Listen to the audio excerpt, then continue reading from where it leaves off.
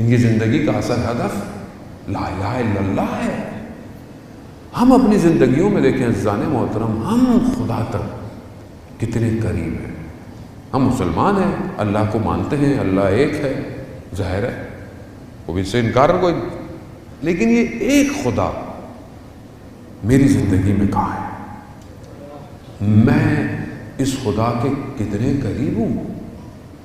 اگر ہم اپنی زندگیوں میں دیکھیں تو ہمیں اپنے اعمال کو، اپنے رفتار کو، کردار سے پتہ چلے کہ آدمی خدا سے کتنی محبت کرتا ہے، خدا کا کتنا انسان خدا کی خاطر، خدا کے لیے جی رہا ہے کہ نہیں جی رہا۔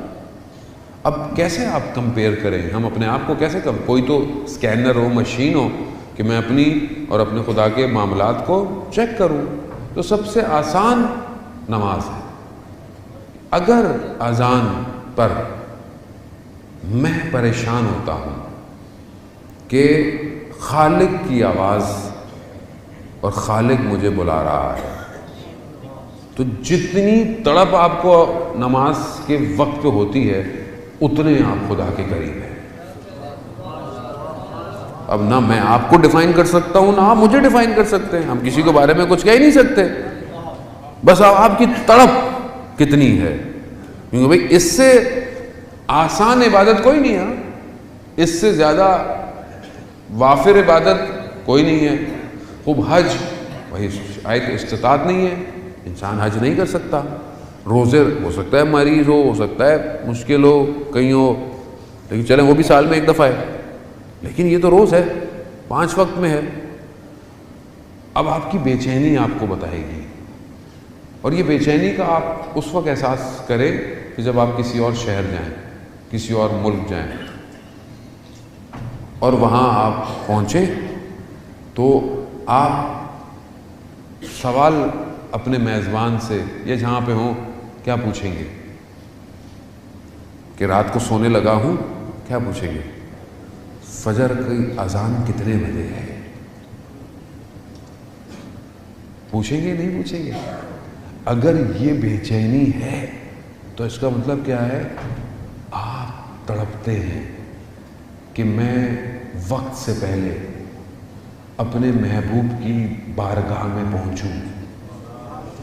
یہی سے تو پتہ چلے گا، اور کیسے پتہ چلے گا؟ اور آپ کیسے ڈیفائن کریں گے کہ میں پروردگار تجھ سے محبت کرتا ہوں؟ اور محبت کہاں دکھائیں؟ کہیں تو شو تو کرنی ہے نا۔ اب آپ کسی سے کہیں میں آپ سے بہت محبت کرتا ہوں، میں آپ سے اطاعت کرتا ہوں، ماں باپ سے وہ میں آپ سے بہت پیار کرتا ہوں، احترام کرتا ہوں، وہ کہیں گے بیٹا میری بات تو سنتے نہیں ہو، احترام کیسا؟ میری بات تو سنتے نہیں ہو، پھر احترام کیسا؟ بیوی سے انسان محبت کا اظہار کرے اور کبھی پریکٹیکلی کوئی چیز کرے ہی نہیں تو وہ بھی کہے کہ یہ باتیں کرتا ہے۔ بچے سے آپ بولتے رہیں بیٹا تم بہت اچھے ہو، تمہارے لیے میں یہ لاؤں گا، تمہیں یہ لاؤں گا، اور کبھی آپ نے اس کو کبھی موٹیویٹ ہی نہیں کیا، کوئی تحفہ نہیں دیا، تو وہ کیا بولے گا؟ یہ سب ہوائیں ہیں، یہ باتیں ہیں۔ خوب پروردگار بھی عمل مانگ رہا ہے کہ بھائی تم اتنے دعوے دار ہو کہ تم میرے علاوہ کسی کو مالک نہیں مانتے اپنا، اور اپنے آپ کو میرا بندہ مانتے ہو، تو آؤ آؤ، کیوں منتظر ہوتے ہو کہ کوئی تمہیں خود کہے کہ نماز پڑھی یا نہیں پڑھی؟ کتنی شرمندگی ہو بندے کو، یعنی عاشق کو تو مر جانا چاہیے کہ اگر کوئی یہ کہے اس کو کہ محبوب تمہارا انتظار کر رہا تھا اور تم متوجہ نہیں تھے۔ اب علماء بیان کرتے ہیں تمثیل مثالوں سے لیلا مجنو کی داستانوں کو۔ مجنو ایک شہر پہنچا اور اس نے بولا کہ لیلا کہاں ہے؟ تو کس نے بولا کہ تم کون ہو؟ کہا مجنو ہوں۔ کہا تم مجنو ہو اور تم لیلا کا پتہ پوچھ رہے ہو؟ تمہیں تو پتہ ہونا چاہیے، تم کیوں پوچھ رہے ہو؟ تو بولے تم مجنو نہیں ہو۔ پہنچ گیا دروازے پہ، مجنو پہنچ گیا، مجنو تھا، پہنچ گیا، دروازہ کٹکھٹایا، اندر سے آواز آئی کون؟ کہا میں۔ پھر آواز آئی ابھی تک میں ہی ہو، یعنی ابھی تک میں پھنسے ہوئے ہو۔ پھر کئی عرصے بعد واپس آیا، کہا کون؟ کہا تم، یعنی یہاں ختم ہونا پڑتا ہے۔ کہ انسان فنا ہو جائے کس پر؟ خالق پر.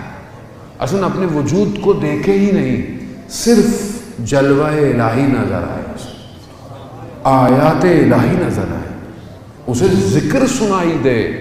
ہمارے استاد بیان کرتے تھے کہ ایک شخص کا دوست تھا جو ایک دروس میں جاتا تھا، تو اس نے کہا کہ مجھے بھی درس میں لے کے جاؤ.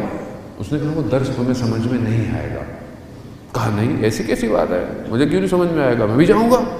لے گیا، اصرار کیا. درس میں بیٹھے ہوئے تھے، استاد بیٹھے، شاگرد بیٹھے.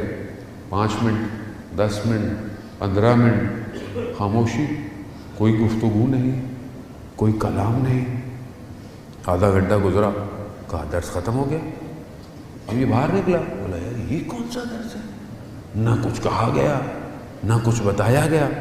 اب چلتا ہوا جا رہا ہے اور وہ استاد بھی آگے آگے جا رہے ہیں. تو اس نے دیکھا کہ راستے میں جو پودے لگے ہوئے ہیں ان پودوں میں سے سبحان اللہ، لا الہ الا اللہ کی آوازیں آ رہی ہیں. اس استاد نے مڑ کر کہا ابھی بھی کسی درس کی ضرورت ہے؟ یعنی جب انسان کا وجود کائنات کے ذکر کو سننے لگے، یسبح للہ ما فی السماوات و ما فی الارض، کہ ہر چیز زمین اور آسمان کی اس کی تسبیح کر رہی ہے. اصل تو یہی درس ہے. اب یہاں پر ملائکہ نور الہی کو عرش الہی پر، اللہ کیا حدیث ہے، کچھ نور کو دیکھا ملائکہ نے عرش پہ، اور اس سے پہلے کہ ان نوروں کو سجدہ کرنے لگتے ان انوار نے تسبیح اور تمجید شروع کر دی. ان انوار نے، اور اس تسبیح اور تمجید سے ملائکہ نے سیکھا کہ خدا کی تسبیح کیسے کرنی ہے. اللہ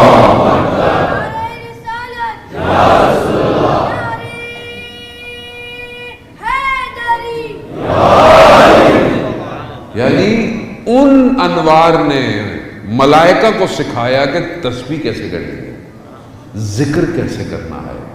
یہ جو پوری کائنات ذکر کر رہی ہے، یہ ذکر ان انوار کی وجہ سے ہے.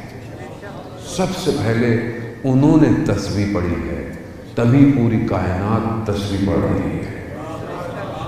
اب آپ جتنے امام کے قریب ہوں گے آپ کو یہ تسبیحاں سنائی دیں گی.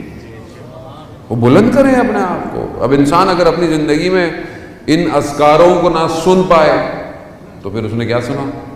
دنیا جان کی باتیں سن رہا ہے، تہمتیں سن رہا ہے، غیبتیں سن رہا ہے، پتہ نہیں کیا کیا سن رہا ہے، لیکن ان ذکروں کو نہیں سن رہا جسے کائنات کر رہی ہے. آیت اللہ قاضی طباطبائی رضوان اللہ تعالیٰ علیہ کہ جو اس مقام پہ تھے، کہ جو خود کہتے ہیں کہ جب ظہور ہوگا تو جو امام سے سوال پوچھے جائیں گے میں ان سوالوں کو جانتا ہوں. اس مقام پر پہ کہاں سے حاصل کیا؟ فجر سے پہلے 1 گھنٹہ نجف کے نغلستان میں نماز تہجد کی، قیام اور قعود میں. خود کہتے ہیں کہ جب میں پڑھتا تھا تو میرا آس پاس سب منقطع ہو جاتا تھا اور مجھے عرش الہی کے اذکار سنائی دیتے تھے. خوب انسان پہنچ سکتا ہے اس مقام پر، کیوں نہیں پہنچ سکتا؟ خدا نے منع تو نہیں کیا. اب جب آپ اپنے آپ کو دنیا سے خالی کریں گے